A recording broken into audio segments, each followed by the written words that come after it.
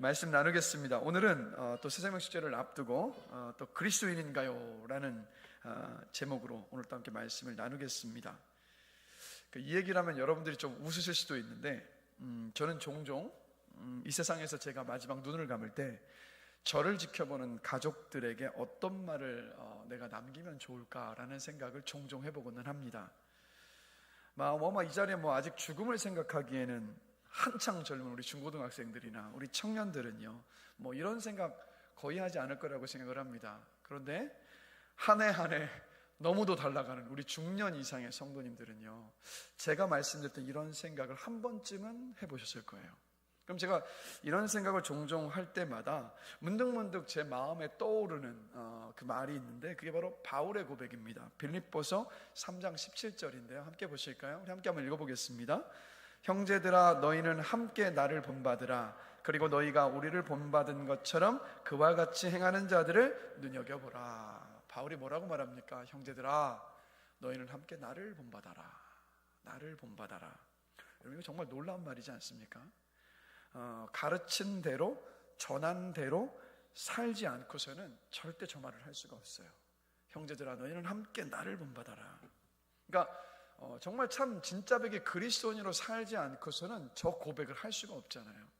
근데 여러분, 이 바울이 쓴 편지들과 그리고 바울이 선교 여행에 있었던 그 여정들 하나하나를 살펴보면요, 바울은 이런 말을 할 수 있는, 이런 고백을 할 수 있는 그런 그리스도인으로 살았다라는 거죠.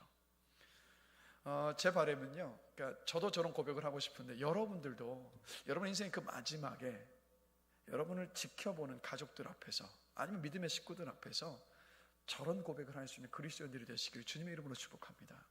그래서 오늘 이 짧은 본문이지만 이 짧은 본문 속에서 이 바울의 모습을 한번 살펴보고 싶어요. 바울이 어떤 그리스도인으로 이 땅에 살았나, 그러면서 우리 자신에게 한번 이 질문을 던져봤으면 좋겠습니다. 나는 어떤 그리스도인인가? 나는 참 그리스도인으로 살고 있는가? 한번 질문을 해보면서 우리 자신을 한번 점검해 보셨으면 좋겠습니다. 먼저 오늘 본문을 통해서 보시면 바울은요, 복음을 전하는데 그 식지 않는 열정을 가지고 있었던 그리스도인이었습니다. 자, 지도 한번 띄워주시겠어요? 저 빨갛게 표시해놓은 그 지역의 빌립보를 한번 찾아보십시오. 빌립보 찾으셨습니까? 자, 바울이 빌립보를 떠나서 암비볼리를 지나서 아볼로니아에 잠깐 경유해서 복음을 전합니다. 물론 이제 오늘 성경에는 기록이 되어 있지 않지만 저 아볼로니아에 가보면 바울이 복음을 전한 바울 강단이라고 이름이 붙여진 작은 언덕이 있습니다. 아마 그곳에 머물지는 않고 지나가는 여정 속에서 바울이 잠깐 머물러서 복음을 전하는 거죠. 그래서 바울은 아볼로니아를 지나서 어디까지 갔냐면 데살로니가에 갔습니다. 여러분이 성경 속에 있는 그 데살로니가 전서 후서가 바로 데살로니가에 있는 그 교회를 향해서 바울이 쓴 편지인데 바로 그곳에 도착을 한 겁니다. 자, 그런데 저 빌립보에서부터 데살로니가까지 거리가 약 164km입니다. 하루에 걸어서 약 25km를 갔다라고 계산을 해본다면 꼬박 6일이 걸리는 길이었다라는 거죠. 그 6일 길을 걸어서 바울이 빌립보에서 데살로니가까지 간 겁니다. 자, 그런데 바울이 빌립보를 떠날 때 건강한 몸을 가지고 출발하지 않았다라는 거죠. 어떤 일이 있었냐면 빌립보를 떠나기 전날 바울은요, 심한 매를 맞았습니다. 왜요? 복음 전했다는 그 이유로. 그리고 지하 감옥에 갇혔습니다.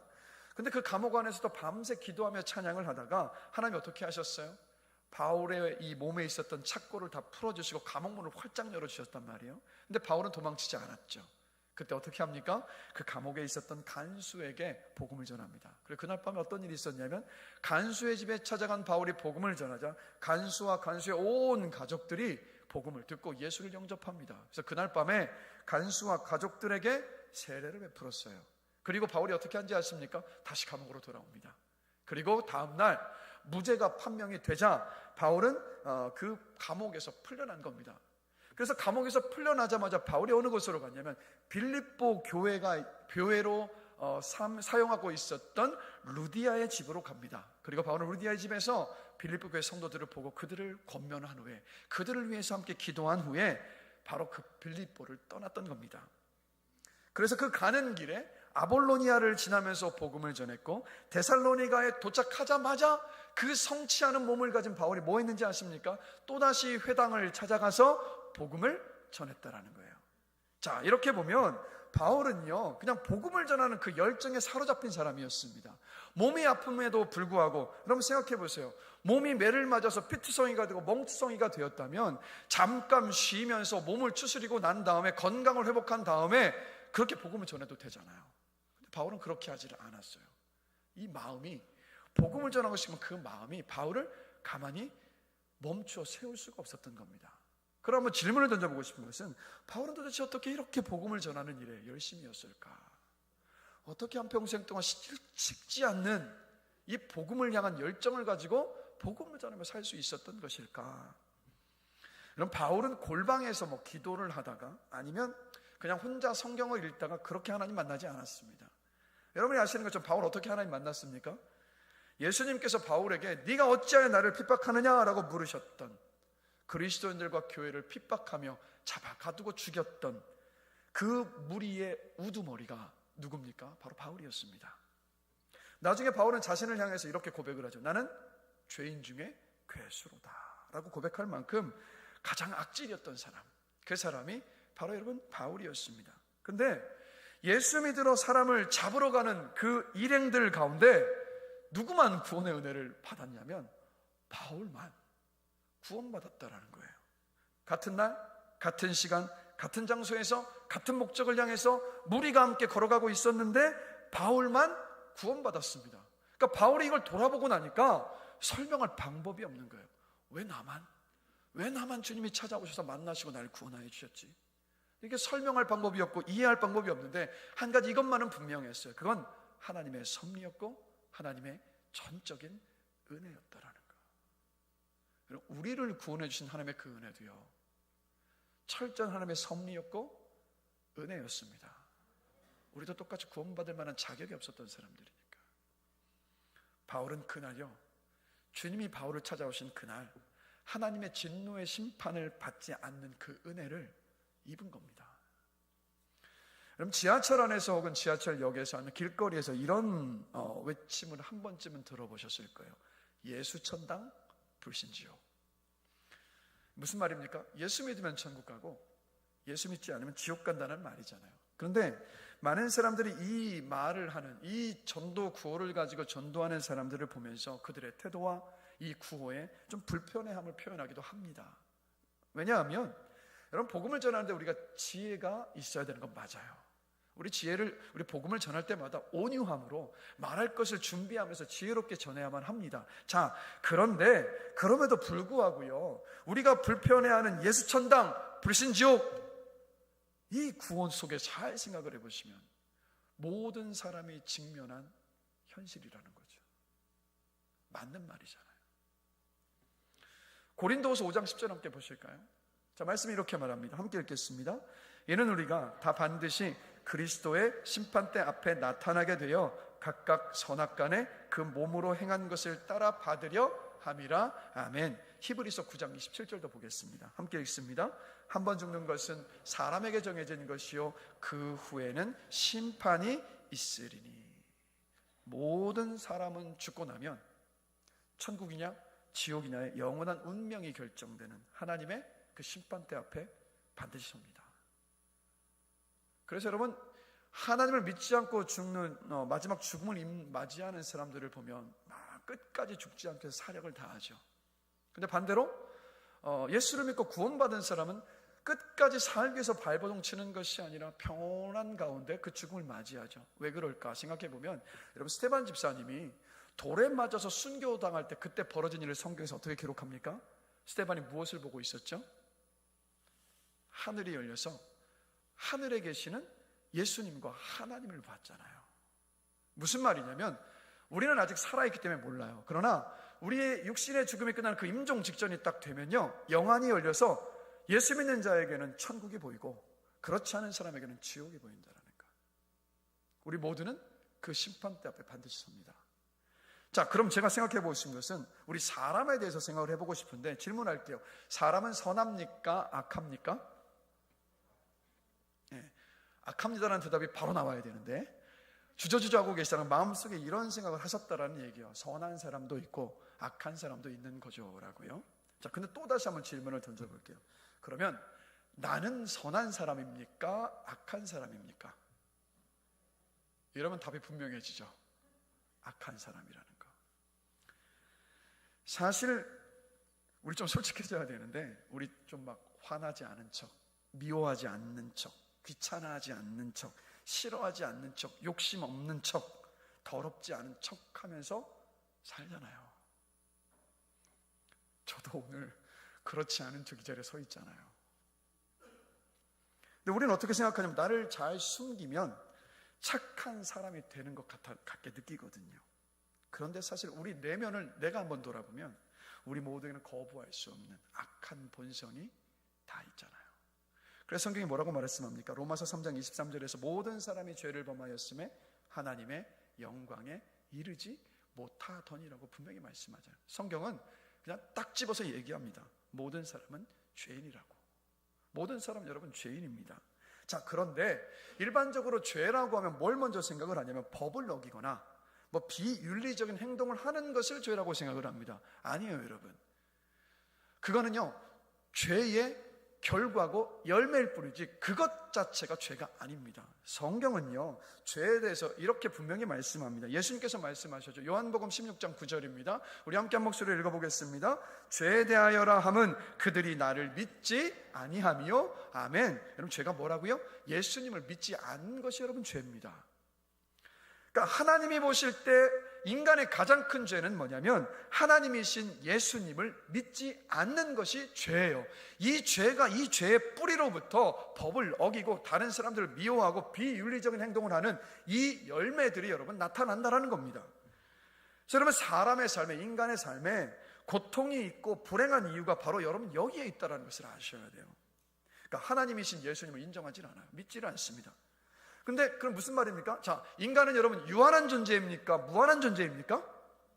우리 유한한 존재잖아요. 능력도 유한하고요, 우리의 생명도 유한하고요, 우리가 가진 의도 유한한 존재 아닙니까? 그런데 유한한 이 존재가 혼자 힘으로 살려고 발버둥을 칩니다.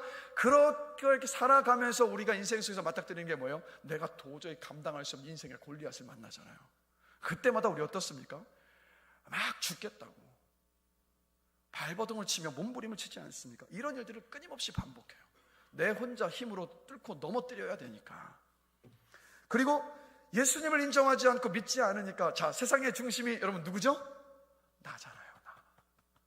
세상의 중심이 나잖아요. 그래서 뭐가 제일 중요합니까? 내 감정, 내 느낌, 내 생각, 내 계획, 내가 원하는 것. 이게 가장 중요해요. 그러니까 이런 사람들이 함께 모여서 살고 있으니까 문제가 있겠습니까? 없겠습니까? 있을 수밖에 없잖아요. 갈등이 있고 다툼이 있고 싸움이 있고 상처를 주고 상처를 받지 않습니까? 그래서 여러분, 이렇게 예수를 믿지 않는 것이 죄라고 한다면 모든 사람은 죄인입니다. 왜요? 태어날 때부터 나는 예수님을 믿습니다 하고 태어나는 사람은 단 한 사람도 없으니까. 그래서 예수를 믿지 않는 죄 가운데 있는 사람은 죽음 위에 뭐가 있다고? 심판이 있습니다. 예수 믿지 않고 죽은 사람은 심판을 받고 어디를 간다고 말씀하냐면 지옥에 간다고 분명히 말씀을 하고 있습니다. 그런데 사람들은 이렇게들 얘기하죠. 어쩌면 이 자리에 그런 분들이 한 분도 안 계셔야 되는데 이런 생각을 하시는 분들이 계실런지도 모르겠어요. 착한 일 많이 하면 죄 용서받고 천국에 갈 수 있지 않나요? 라고요. 자, 근데 한번 생각해 보고 싶은 것은, 착한 일을 우리가 했다고 해서 우리가 지었던 죄가 사라지나요? 안 사라지잖아요. 여러분, 바울이 그렇게 그리스도인들을 열심히 잡아들였던 이유가 뭐냐면요, 유대교의 그 신앙 안에서 그 열심이 지옥의 심판으로부터 자신을 구원해 줄 것이라고 믿었기 때문이었습니다. 그래서 그렇게 핍박을 했던 거예요. 근데 여러분, 사람의 열심과 노력으로는요 죄 용서를 받을 수가 없습니다. 구원 받을 수가 없어요. 왜 그러냐면, 죄를 용서받으려면 누구에게 용서받아야 되냐면 내가 죄를 지은 대상에게서 용서를 받아야 되지 않습니까? 그러면 우리가 지은 죄는 누구에게 지은 죄인가요? 하나님께 지은 죄잖아요. 그럼 누구에게 용서를 받아야 되죠? 하나님께 용서를 받아야 됩니다. 어떻게 하나님께 용서를 받습니까? 요한복음 5장 24절에서 예수님이 분명히 이렇게 말씀하셨어요. 함께 한 목소리로 읽어보겠습니다. 내가 진실로 진실로 너희에게 이르노니 내 말을 듣고 또 나 보내신 이를 믿는 자는 영생을 얻었고 심판에 이르지 아니하나니 사망에서 생명으로 옮겼느니라. 아멘. 예수 믿지 않는 것이 죄라면 예수를 믿어야 구원받습니다. 예수님이 어떤 것을 믿어야 된다고요? 예수님께서 죄인인 나를 대신해서 십자가 위에서 내가 받아야 할 죄의 형벌을 다 받으시고 죽으셨고, 죽음 가운데 머물러 계시는 것이 아니라 죄의 결과인 죽음을 이기시고 부활하셨다는 것을 믿는 사람, 그 믿음을 보시고 하나님은 우리의 죄를 용서해 주십니다. 그런데 그것이 다가 아니라 예수를 믿지 않았을 때 내가 내 인생의 주인인 것처럼 살았다면, 예수를 믿고 나서는 이제는 내 인생의 주인이 내가 아니라 주님입니다 라고 고백하는 그 믿음 안에 있는 그 사람이 여러분 구원의 은혜를 받는 거예요. 그 사람이, 그 믿음을 가진 사람이 심판을 받지 않고 천국에 가는 그 은혜를 여러분 누릴 수 있습니다. 그러니까 바울은 그리스도인들을 잡아 가두고 핍박하고 죽였던 사람, 구원받을 만한 자격이 있습니까? 없습니까? 없잖아요, 여러분. 어쩌면 이제는 우리들보다 우리의 생각에 더 악해 보이는 사람이 바울 아니던가요? 그리스도인을 핍박했던 사람들이니까. 그런데 그런 바울이 구원받았다라는 거. 어떻게 받았습니까? 아무 이유 없이, 아무 조건 없이 예수 믿는 사람을 잡아 죽이러 가던 그 길에 주님이 먼저 찾아오셔서 바울을 끌어안으셨잖아요. 바울을 품으셨잖아요. 바울을 용서해 주셨잖아요. 바울을 구원하여 주셨잖아요. 그래서 바울이 이렇게 고백하는 거예요. 나의 나 된 것은 다 하나님의 은혜로다. 예수 믿고 구원받은 저와 여러분들도요, 똑같은 은혜를 입은 줄로 저는 믿습니다. 지옥의 심판을 받지 않는 그 은혜를 우리 한 것 없이 받았어요. 그래서 우리는 천국의 소망을 가진 사람들입니다. 천국의 소망을 가지고 있기 때문에 우린 죽음이 두렵지 않잖아요. 바로 그 은혜를 우리도 똑같이 입었습니다. 바울이 바로 그 은혜 때문에 복음을 전하지 않을 수가 없었던 거예요. 내가 이 은혜를 아무 조건 없이 받았는데 다른 사람들도 받아야 되니까, 그 은혜가 내가 너무 좋으니까 멈출 수가 없었던 겁니다. 저와 여러분들이 그렇게 되길 원해요. 두 번째로 바울은 그날, 주님을 만난 그날 하나님의 무조건적인 사랑을 그냥 넘치도록 받았습니다. 입었어요. 여러분, 바울이 그리스도인들을 잡아가뒀던 또 하나의 이유가 뭐냐면 자기 영광을 위해서였습니다. 유대교 안에서 바울은요, 존경받고 인정받았던 사람입니다. 근데 바울은 사람들에게서 자신의 그 종교적인 열심을 가지고 인정받고 싶었어요. 인정받았고, 근데 거기서 멈출 수가 없었던 거예요. 더 인정받고 싶었던 겁니다. 그래서 그리스도인들을 잡아 가두고 죽이는 일, 악한 일임에도 불구하고 그것이 악한 것인지를 모른 채 어쩌면 외면했는지도 모르겠어요. 그냥 무조건 그의 일념은 뭐냐? 그냥 사람들에게 인정받는 것, 그것을 향해서 걸어갔었던 사람이 바울이었습니다. 그럼 질문을 해보고 싶은, 왜 이렇게 바울은 인정받으려 했던 것일까요? 도대체 그 인정받는 것이 뭐라고, 왜 그렇게 바울은요, 예수 믿는 사람들을 잡아가두고 죽이는 일까지도 서슴지 않았던 것일까요, 여러분? 왜 그랬을까요, 여러분? 자, 여러분, 그 이유가 있어요. 요한일서 4장 8절 함께 보실까요? 한 목소리 한번 읽어보겠습니다. 하나님은 사랑이심이라. 아멘. 오늘 우리가 예배하는 하나님은요, 사랑 그 자체이십니다. 사랑의 근원이시라고요. 그래서 하나님이 사랑 그 자체이신데, 그냥 사랑, 죄송합니다, 사랑 덩어리, 그냥 사랑으로 충만한 분. 근데 그 하나님의 형상을 따라 지음받은 게 바로 누굽니까? 우리들이요, 사람입니다. 그래서 사람은요, 사랑을 갈구하는 존재로 지음받은 거예요. 사랑을 받고 사랑으로 채워져야지만이 행복해질 수 있고 만족할 수 있는 존재가, 그게 바로 여러분 사람입니다. 즉, 그래서 인정받고자 했던 바울의 그 열망은 사실은 어떤 열망이었냐면 사랑받고 싶은 열망이었던 거예요. 내 존재를 인정받고 싶었고, 내 존재를 사람들이 그냥 기뻐해 주길 원했던 겁니다. 여러분, 사랑이 뭡니까? 사랑은요, 그 사람의 존재 자체로 기뻐하는 거, 그게 사랑이잖아요. 바울은 그것을 갈구하고 있었던 거예요. 그런데 문제는 뭐였습니까? 그렇게 인정받기 위해서 몸부림치며 달려갔어요. 사람을 죽이는 일까지 서슴지 않았는데 해도 채워지질 않았어요. 공허했던 거예요. 왜요? 끊임없이 비교할 수밖에 없었거든요. 그리고 사람들의 그 인정, 사람들의 그 사랑이 너무도 조건적이었던 거예요. 오늘 보여줬던 그것보다 더한 것을 보여주지 않으면 사람들이 나를 도무지 인정해주질 않거든요. 나를 사랑해주지 않는 것을 느꼈기 때문에 바울은요, 쉴 수가 없었어요. 사람을 죽이는 것을 아랑곳하지 않고 어떻게 해서든 끝까지 달려가야만 했던 거예요. 사랑을 갈구했지만 받지 못해서 채워지지 않았던 공허한 삶을 살았던 바울, 그게 여러분 바울이었습니다. 그런데요, 어떻게 됐다고요? 그 공허한 마음을 채우기 위해서 예수 믿는 사람을 잡아 죽이고 가두기에 가고 있었던 그 길에서 주님이 구원받을 자격이 없는 바울을 아무 조건 없이 찾아오셔서 무조건적인 사랑으로 그를 끌어안으신 거예요. 그 사랑을 받고 나니까 바울은 그날 깨달았습니다. 사람들에게 인정받는 게 하나님께 인정받는 게 아니라는 것. 그리고 예수님께서 십자가에서 하신 일 때문에 나는 이 세상의 모든 것보다 하나님께 귀하고 가치 있는 존재라는 것을 그날 알았던 거예요. 그날 바울의 이 심령이 다 채워진 거예요. 그 공허함이 충만함으로 바뀐 거예요. 예수님께서 이런 말씀을 하셨어요. 요한복음 15장 13절인데요. 한 목소리 한번 읽어보겠습니다. 사람이 친구를 위하여 자기 목숨을 버리면 이보다 더 큰 사랑이 없나니. 아멘. 여러분, 진짜 제일 큰 사랑이 어떤 사랑이에요? 나를 위해서 자기 목숨까지 내어줄 수 있는 사랑. 그 사랑이 최고의 사랑이잖아요. 여러분 인생 가운데 그런 사람이 있으십니까? 없으세요? 진짜 없으세요? 주님이 계시잖아요, 여러분. 주님이 계시잖아요.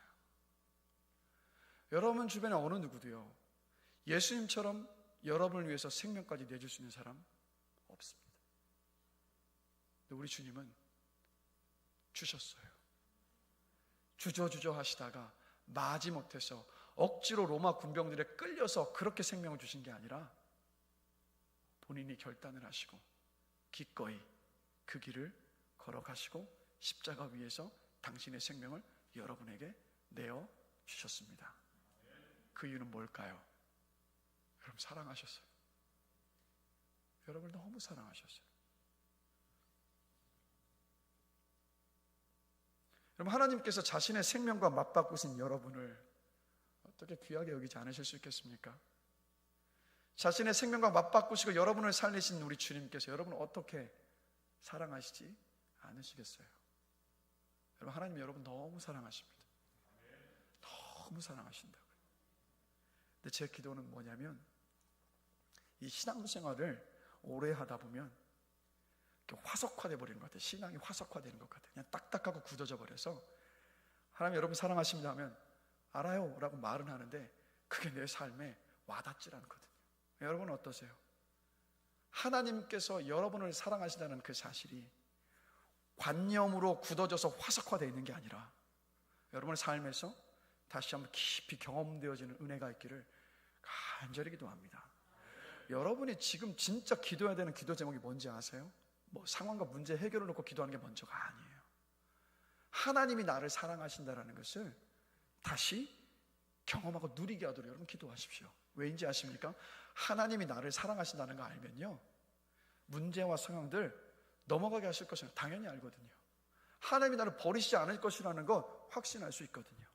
영원까지도 책임져 주신다는 것 확신할 수 있거든요. 그래서 우리의 가장 먼저 기도 제목은 바로 여기에 있습니다. 하나님, 나를 향한 주님의 사랑이 관념이 아니라 화석화되어지고 굳어진 것이 아니라 내 삶 가운데 실제가 되게 해달라고 여러분 기도하십시오.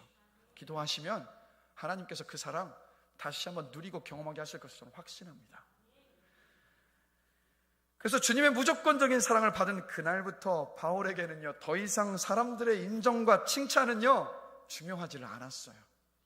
그래서 고린도전서 4장 3절을 보면 바울이 이런 고백을 하고 있습니다. 함께 한 목소리 한번 읽어보겠습니다. 너희에게나 다른 사람에게나 판단받는 것이 내게는 매우 작은 일이라 나도 나를 판단하지 아니하노니. 아멘. 이제 바울의 존재 가치, 바울의 인생의 가치는 더 이상 다른 사람들의 인정과 칭찬과 평가에 있지를 않았습니다. 왜요? 이미 하나님께 사랑을 받고 있었으니까. 바울의 인생을 허락해 주시고 생명을 주신 그분께서 내가 너를 사랑한다라고 그 사랑을 부어주셨기 때문에 더 이상 사람들에게 인정받을 이유가 없었던 겁니다. 사람의 사랑은 변해도 하나님의 사랑은 변하지 않았는데, 변하지 않는 사랑을 받고 나니까 변하는 사랑, 조건적인 사람들의 사랑은요, 바울에게는 눈에 보이질 않았던 거예요. 그래서 이런 고백을 할 수 있었던 거예요. 그래서 바울이 하나님께 받은 그 사랑을 이렇게 고백하잖아요. 로마서 8장 38절 39절 함께 한 목소리로 읽겠습니다. 내가 확신하노니 사망이나 생명이나 천사들이나 권세자들이나 현재일이나 장래일이나 능력이나 높음이나 깊음이나 다른 어떤 피조물이라도 우리를 우리 주 그리스도 예수 안에 있는 하나님의 사랑에서 끊을 수 없으리라. 할렐루야. 이 사랑을 여러분에게 주셨다고요. 지금도 주고 계십니다. 그래서 주님의 조건 없고 영원한 사랑을 받은 그 순간부터 바울의 삶이 바뀌었어요. 이제 더 이상 자기 영광을 위해 살 수가 없었어요. 하나님의 사랑을 받고 나니까 그 사랑을 주신 주님께 자신의 인생을 다 맡긴 거예요. 그래서 바울이 어떻게 삽니까? 복음을 전해서 사람 살리는 일을 시작한 거예요. 그게 하나님의 관심사니까. 그래서 내가 받은 그 사랑을 알지 못하는 사람들에게 전하고 싶었던 거예요. 막 끌어올랐어요. 주님의 사랑이 너무 좋으니까 하나님이 여러분들을 사랑하신다니까 이걸 전할 수밖에 없었던 거예요. 저와 여러분들이 이렇게 되길 원합니다. 질문 드리고 싶어요. 예수 믿어서 좋으십니까? 아멘 소리가 너무 작아요. 아멘 안 하신 분들은 아리까리 하세요. 아리까리 하시면 안 돼요. 그러니까 우리가 정말 예수 믿는 것이 좋으면, 구원의 은혜가 너무 기쁘면, 하나님의 사랑이 너무 감격스러우면, 천국이 너무 기대가 되면 전할 수밖에 없잖아요. 그거 모르고 사는 사람은 어떻게 그만둡니까? 어떻게 가만둡니까? 그래서 바울이 매를 맞아 지친 몸을 이끌고 발걸음을 멈추지 않고 복음을 전했던 것은 예수 믿고 구원받지 못해서 하나님의 진노의 심판을 받을 수밖에 없는 수많은 사람들을 향한 안타까움, 그 절실함 때문이었습니다. 하나님의 사랑을 모른 채 사람들의 인정을 얻으려 발버둥을 치지만 그 내면이 채워지지 않아서 공허함 가운데 지금도 살아가고 있는 그 사람들을 향한 안타까움 때문에 바울은 복음을 전하는 것을 멈출 수가 없었어요. 그래서 바울이 이렇게 고백을 해요. 로마서 1장 14절 15절입니다. 함께 읽겠습니다. 헬라인이나 야만인이나 지혜 있는 자나 어리석은 자에게 다 내가 빚진 자라. 그러므로 나는 할 수 있는 대로 로마에 있는 너희에게도 복음 전하기를 원하노라. 아멘. 빚을 지면 빚진 사람은 어떻게 해야 되죠? 빚을 갚아야 되잖아요. 하나님께 이 말로 갚을 수 없는 그 구원의 은혜와 사랑을 받고 나니까, 그 빚을 지고 나니까 이걸 갚아야 되는데 갚을 방법이 한 가지밖에 없었던 거예요. 뭐예요? 이 사랑과 이 은혜를 알지 못하는 사람들에게 복음을 전해서 그 사람들도 이 은혜와 사랑을 누리게 하는 것 외에는 빚을 갚을 길이 없어서 바울은요 그냥 복음을 전하며 살 수밖에 없었던 겁니다. 자, 여러분, 하나님의 은혜와 사랑의 빚을 지셨습니까? 그 빚 갚는 길은 한 가지밖에 없어요. 아직 그 사랑, 그 은혜를 모르는 사람에게 전해서 그 사람도 그 사랑과 그 은혜를 누리며 사는 통로가 되는 거예요. 그 한 목사님이요 20대 중반의 한 여청년에게 하나님이 누구시고 예수님께서 이 땅에 왜 오셨는지 기독교의 진리를 막 열심히 가르쳤습니다. 막 이 여청년이 믿음이 없으니까 막 쉴 수 없이 질문을 던진 거예요. 근데 이제 그 시간이 다 끝나갈 즈음에 이 여청년의 질문에 목사님이 충격을 받았습니다. 여청년이 막 예수님의 십자가의 은혜와 하나님의 살아계신 막 진리를 막 전하고 다 듣고 나서 이 여자 청년이 목사님이 이렇게 물은 거예요. 목사님, 그거 정말로 믿으세요? 그러자 목사님이 대답합니다. 당연히 믿죠. 왜 그런 질문을 해요? 그러자 이 여청년이 이렇게 대답한 거예요. 왜냐하면 방금 제 주변에 예수님을 모르는 사람 다 지옥에 간다라고 하셨는데, 제가 만약 그걸 정말로 믿게 된다면 저는 하루 종일 심란해서 견딜 수 없고 밤에 잠도 잘 수 없을 것 같거든요. 제가 아끼는 사람들을 끊임없이 찾아가서 제발 내 말 좀 들으라고 무릎을 꿇고 애원할 것 같아요. 근데 목사님은요 별로 답답해하지 않는 것 같아요. 말씀은 잘 하시는데 제가 계속 마음을 열지 않는데도 별로 절실해 보이지 않아서요. 복음을 진정으로 믿는 그리스도인이라면, 예수를 진짜 믿고 있는 사람이라면, 천국의 소망을 정말 가지고 있는 사람이라면 내가 만나는 사람들에 대해서, 세상에 대하여서 안타까움과 절박함과 절실함을 가질 수밖에 없습니다. 그런 면에서 한번 질문을 던져봤으면 좋겠어요. 나는 어떻습니까, 여러분? 예수 믿지 않는 내 남편, 예수 믿지 않는 내 아내, 예수 믿지 않는 내 자녀, 예수 믿지 않는 내 부모, 내 친척들, 내 사랑하는 친구들, 이웃들을 보면서 안타까움과 절박함과 절실함을 가지고 계십니까? 찰스 스펄전 목사님이 이런 말을 했습니다. 복음을 알고도 잃어버린 세상에 그것을 전하기 위해 아무것도 하지 않는다면 우리가 과연 정말로 구원받은 그리스도인일까요? 예수님을 정말로 귀하게 여긴다면 복된 소식을 혼자만 간직할 수가 없습니다. 자녀의 귀에 그것을 속삭이게 됩니다. 남편에게 그것을 말하게 됩니다. 친구에게 그것을 열심히 전하게 되어 있습니다. 언변이 뛰어난 사람보다도 더 설득력이 있게 됩니다. 그분의 달콤한 사랑에 관해 말할 때는 마음이 말을 하고 눈이 반짝반짝 빛을 발합니다. 이런 점에서 모든 그리스도인은 선교사 아니면 사기꾼입니다. 우리는 선교사입니까? 사기꾼입니까? 여러분, 저와 여러분들이 남들보다 조금이라도 더 나아서 하나님이 우리를 먼저 구원해 주신 게 아니에요. 데살로니가전서 2장 4절 말씀 함께 보실까요? 함께 한 목소리로 읽겠습니다. 오직 하나님께 옳게 여기심을 입어 복음을 위탁받았으니. 아무 조건 없이 하나님은 저와 여러분들을 옳게 여겨주셨잖아요. 예수님의 십자가를 믿는 믿음 아래서. 그 다음에 우리에게 어떻게 하셨다고요? 복음을 위탁하셨어요. 복음을 저와 여러분에게 맡기셨다는 말이에요. 이 말이 뭡니까? 저와 여러분들을 사용하셔서 복음의 통로로 사용하시길 원하신다는 거예요. 그래서 여러분 이것을 아셔야 돼요. 복음을 듣고 구원받은 특권에는 그 복음을 나누어야 할 책임이 있다는 거예요. 말씀이 분명히 말하고 있지 않습니까? 그래서 여러분 기억하세요. 저와 여러분들은 복음의 통로입니다. 복음의 능력과 은혜를 다시 한번 깊이 돌아보시면서 구원받지 못한 여러분들이 가까이에 있는 그 이웃들에게 복음을 전하는 정말 참 그리스도인으로 살게 되기를 주님의 이름으로 간절히 축원합니다. 두 번째로 바울은 그리스도를 따르는 데 당하는 해까지도 기꺼이 감당하는 그리스도인이었습니다. 당시 바울이 도착했었던 데살로니가는요, 로마의 직할시였습니다. 직할시였기 때문에 세금이 면제됐습니다. 세금이 면제되었기 때문에 많은 사람들이 사업을 하기에 몰려들었던 도시가 데살로니가였습니다. 그래서 부유한 사람들이 많았어요. 그래서 유대인의 회당에서 복음을 전했던 바울이 복음을 전할 때 그 회당에서 복음을 듣고 있던 사람들도 누구냐면 경건한 헬라인들과 귀부인들이었습니다. 이들 모두는 누구였냐면 성공과 부유함을 추구하던 사람들, 넉넉했던 사람들입니다. 자, 그런데 그들에게 복음을 전한 바울의 모습은 어땠습니까? 매를 맞고 왔잖아요. 매를 맞고 성취하는 몸으로 6일 길을 걸어서 데살로니가까지 왔었던 바울이니까 충분히 짐작되지 않습니까? 행색이 초라했을 것이라는 거죠. 그 옷이 뭐 화려했겠습니까? 얼마나 낡은 옷이었겠습니까? 그들이 볼 때 바울은 너무나도 초라했을 거라는 거예요. 자, 그런데 바울은요, 그 부유한 사람들 앞에서 주눅들지 않았습니다. 주눅들지 않고 그는 주눅들어서 예수 믿기만 하면 무병장수하고 더 크게 출세하고 자자손손 부귀영화를 누린다는 이 복음 전하지 않았어요. 어떻게 전했습니까? 오늘 보면 3절 함께 보실까요? 우리 한 목소리 한번 읽어보겠습니다.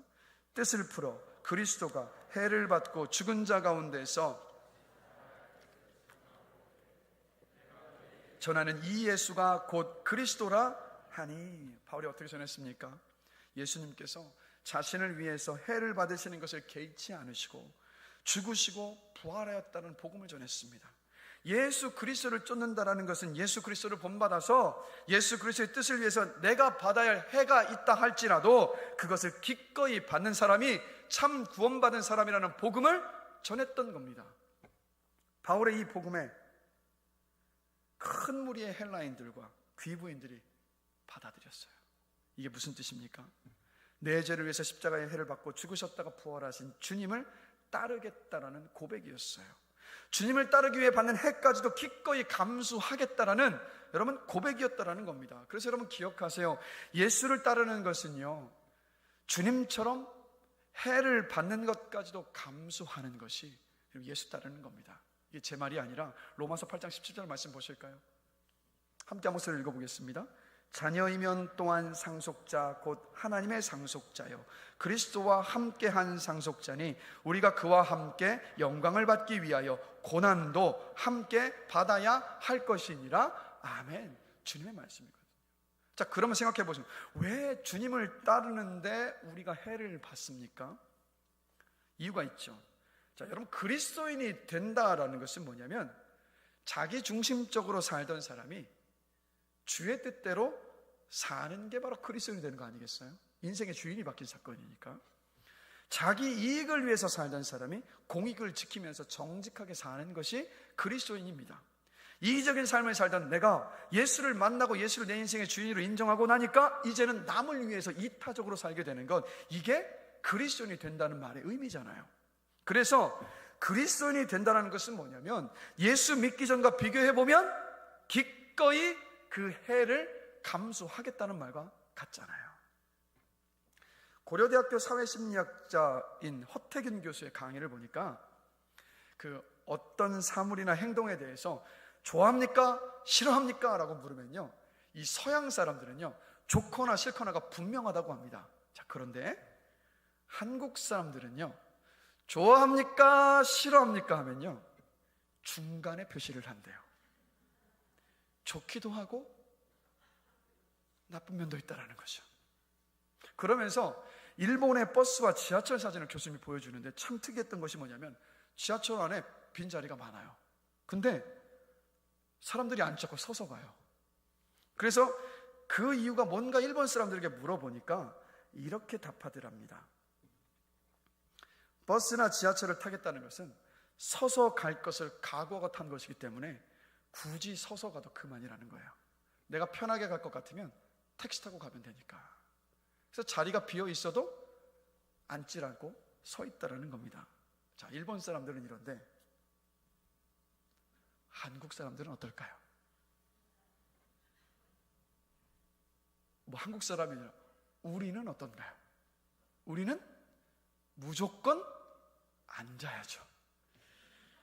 지하철 문이 열리면 그래도 옛날보다는 좋아졌어요. 줄 서고 있다가 들어가지만 여전히 빈자리가 있는 순간이면요 그 들어가는 파도의 물결이 엄청납니다. 근데 어떤 분들은 이렇게도 하죠. 검정 비닐 봉다리를 확 던지는 분. 그래서 우리 대한민국 사람 앉지 못하면 왠지 손해본 기분이 들어요. 그래서 허태균 교수는 대한민국 사람이 이런 심리를 이렇게 분석하더라고요. 한국 사람들은 선택하면 잃어버릴 것이 있다라는 것을 생각하지 않는다고. 여러분, 뭐예요? 선택은요 또 다른 말로 포기잖아요. 그렇죠? 한 가지를 선택했으면 한 가지를 버리겠다라는 말이잖아요. 똑같습니다. 여러분, 예수를 믿는다라는 말은 예수를 따르겠다라는 선택을 한 거잖아요. 그렇죠? 그러면 예수 따르기로 선택을 했다면 예수 믿기 전에 추구했던 것들, 예수 믿기 전에 좋아했던 것들, 예수 믿기 전에 내가 가지고 있던 삶의 방식들, 예수 믿기 전에 내가 가지고 있던 삶의 가치관들을 포기하겠다는 뜻이잖아요. 그런데 문제는 뭐냐면 예수도 따르고 싶고 예수 믿기 전에 것들도 얻고 싶으니까 우리 가랭이가 찢어지는 거예요. 여러분, 우리 그리스도인 인생이 힘든 이유는 뭐냐면 이것도 붙잡고 싶고 저것도 붙잡고 싶기 때문이에요. 그래서 우리는 두 가지 선택 속에서 갈등을 하죠. 갑을 선택하면 을이 아쉽고 을을 택하자니 갑의 미련이 남고. 자, 여러분, 짜장면이나 짬뽕이냐의 갈등은 어떻게 해결할 수 있습니까? 짬짜면을 선택하면 돼요. 고민하지 않아도 돼요. 짜장면도 먹을 수 있고 짬뽕도 먹을 수 있으니까. 그러나 문제는 뭐냐면 우리 인생 속의 선택의 문제는 짬짜면의 선택의 문제가 아니잖아요. 근데 가장 큰 우리의 선택의 문제는 어디에 있냐면 물질과 주님 사이의 갈등. 마태복음 6장 24절 보실까요? 주님이 이런 말씀하셨습니다. 함께 한 목소리 읽어보겠습니다. 한 사람이 두 주인을 섬기지 못할 것이니 혹 이를 미워하고 저를 사랑하거나 혹 이를 중히 여기고 저를 경히 여김이라. 너희가 하나님과 재물을 겸하여 섬기지 못하느니라. 아멘. 갑을 택하자니 돈을 더 벌 수 있지만 신앙생활은 잘하기 힘들 것 같고, 을을 택하자니 신앙생활을 하기에는 좋은데 돈이 안 됩니다. 물론 세상에서 제일 좋은 일은 뭡니까? 돈도 많이 벌고 신앙생활도 열심히 할 수 있는 그 일이라면 기도하지 말고 선택하시면 돼요. 그러나 보통은 둘 중에 하나가 아쉽습니다. 선택의 순간에 그리스도인 저와 여러분들은요, 하나님과 가까운 길을 선택할 수 있어야 합니다. 조금이라도 주님과 가까워지는 그 길을 우리는 선택할 수 있어야 돼요. 근데 그거 누가 알 수 있냐면요, 어떤 게 주님과 더 가까워지는 길인지는요, 다른 사람이 정해주시는 게 아니에요. 그건 우리 각자가 너무 잘 압니다. 그죠? 너무 잘 알잖아요. 한 다른 교회 성도님의 이야기인데요, 한 젊은 부부가 결혼을 하고 신앙생활을 열심히 했습니다. 교회에서는 목자 부부로 섬기면서 정말 이렇게 칭찬을 받는 부부였어요. 근데 문제가 있었는데 재정이 늘 문제였습니다.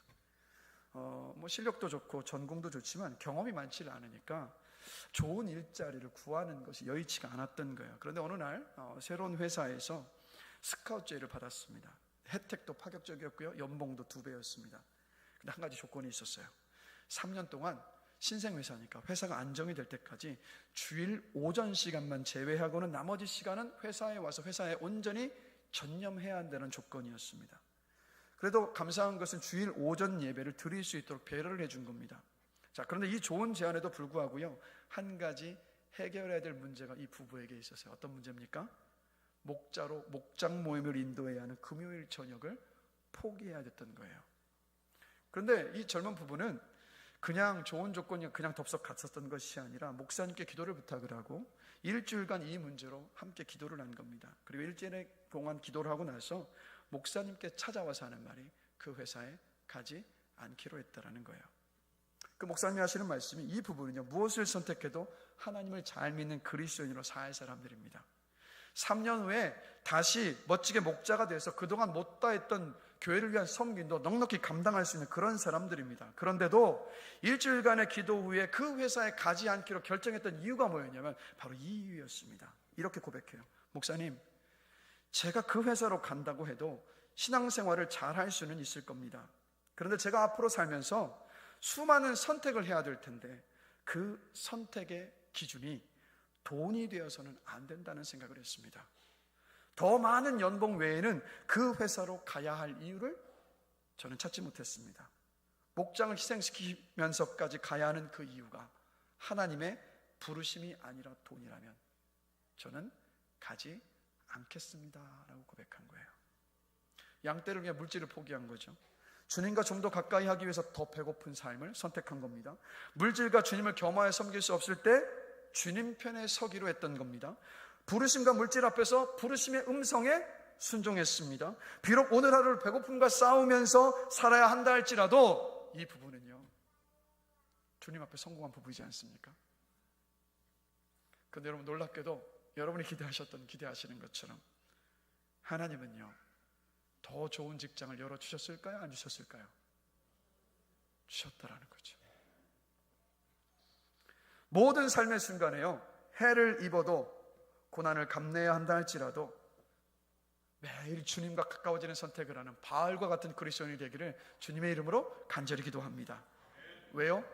이미 우리는요, 갚을 수 없는 구원의 은혜와 하나님의 조건 없는 영원한 사랑을 받았기 때문에, 그리고 이미 우리는 그 구원의 은혜와 사랑을 입은 그 순간부터 예수 따르기로 선택한 사람들이니까요. 그 길 후회하지 않고요, 끝까지 걸어가는 우리가 되기를 원합니다. 근데 내 힘으로 안 되는 거 아시죠? 그때마다 주님의 도움을 구하십시오. 그럼 주님이 뭐라고 말씀하시냐면, 그래, 내가 도와줄게, 내가 너를 그 인생 걸어가게 해줄게 라고 말씀하십니다. 우리는 그 은혜로 사는 사람들입니다. 말씀을 마치겠습니다. 하나님의 심판을 받을 수밖에 없는 여러분의 이웃들, 하나님의 무조건적인 사랑을 알지 못해서 사람들과 칭찬과 인정에 여전히 매여서 사는 이웃들에게 복음을 전하는 식지 않는 그 열정을 가진 사람이 참 그리스도인입니다. 주님 없는 넓은 길보다 주님과 함께하는 좁은 길이 여러분 더 안전합니다. 그래서 주님과 조금이라도 더 가까워지는 길을 선택을 하는 사람이, 그 사람이 여러분 참 그리스도인입니다. 바울이 여러분 하루아침에 참 그리스도인으로 살았던 게 아니에요. 그도 우리와 똑같은 성정을 가진 사람입니다. 바울에게도 연단과 훈련의 시간들이 있었습니다. 그 시간을 지나고 나서야 참 그리스도인의 삶을 살아갈 수 있었어요. 그러니까 여러분 참 그리스도인으로 사는 것에 소망을 두시고 기도하시면서 그렇게 주님의 은혜를 구하는 여러분들 되시기를 주님의 이름으로 축원합니다. 기도로 주님께 맡기며 그 소망을 가지고 구할 때 반드시 하나님께서 그 소망 이루어 주심을 저는 확신합니다. 그래서 참 그리스도인으로 살면서 내 삶으로, 내 입술로 복음을 전해서 영혼을 구원하시는 여러분의 인생이 되시길 주님의 이름으로 축복합니다. 그래서 우리 모두 반드시 주님 앞에 서게 될 날이 오게 될 텐데 그때요 주님 앞에 딱 서서 정말 주님이 내 앞에 계실 때 주님이 우리에게 이렇게 말씀하셨으면 좋겠어요. 내가 너를 사용하게 해줘서 너무너무 자랑스럽다. 네 덕분에 오늘 이곳에 있는 영혼들이 이렇게 많다. 그들 한번 만나보겠니? 라고. 여러분 이보다 영광스러운 순간이 어디 있을까요?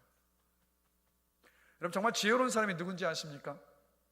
여러분 인생이 길어 보이시는데 이 자리에 제 어릴 때부터 제가 알고 있어요. 이제는 연세가 많으신 분들이 많이 계시는데 인생 빨리 지나가잖아요. 근데 여러분 그 빠른 육신의 이 인생이 다가 아니라 죽음 이후에 우리가 맞이하게 될 그 시간은 여러분 영원하다라는 것. 그럼 누가 지혜로운 사람인지 아십니까?